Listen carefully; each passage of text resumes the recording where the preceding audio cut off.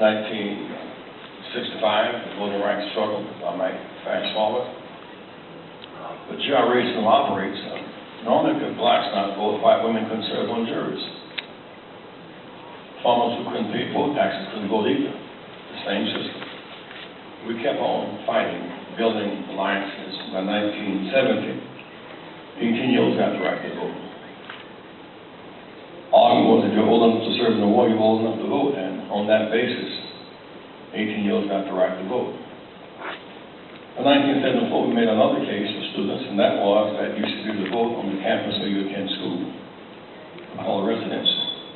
If you living in Iowa in school and you were from New York, you shouldn't have to go all the way home just to vote. That denies people access. You shouldn't have to vote absentee, and you're not on a daily basis. You should be able to vote where you attend school.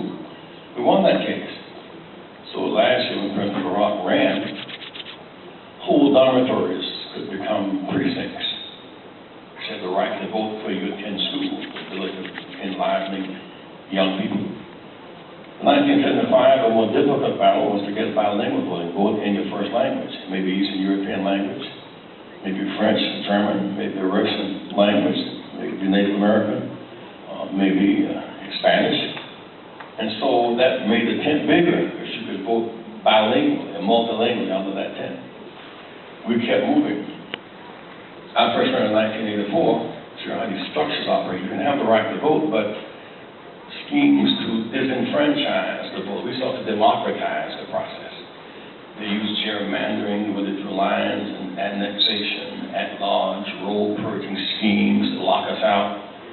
We ran and we had far more popular votes than we had delegates. We said, but this is unjust. The threshold was too high, and winner take all made it more difficult to become delegate and even more difficult to win. So we fought for something called proportionality. If you get 30% of the vote, then you get 30% of the delegates. If you get 15% threshold, you are a delegate. We were young people changing the rules, democratizing democracy. So by 88, we got 1,220 delegates, only took 2,100 to win. We didn't have the money to push us over the hump, and we laid the groundwork for a new formula. So by 2008, when President Barack ran, Hillary Clinton won California by a small margin, Texas by a small margin, Ohio by a small margin, Pennsylvania. On the old rules of winner take all, she would have been the winner. We democratized democracy, fighting structures, denial, structures of oppression. That's a part of this long business. So he really ran the last lap of a 60-year race, driven by long distance runners, some of whom did not make it themselves to the finish line, but they laid the ground, they put out walls so we can now build bridges.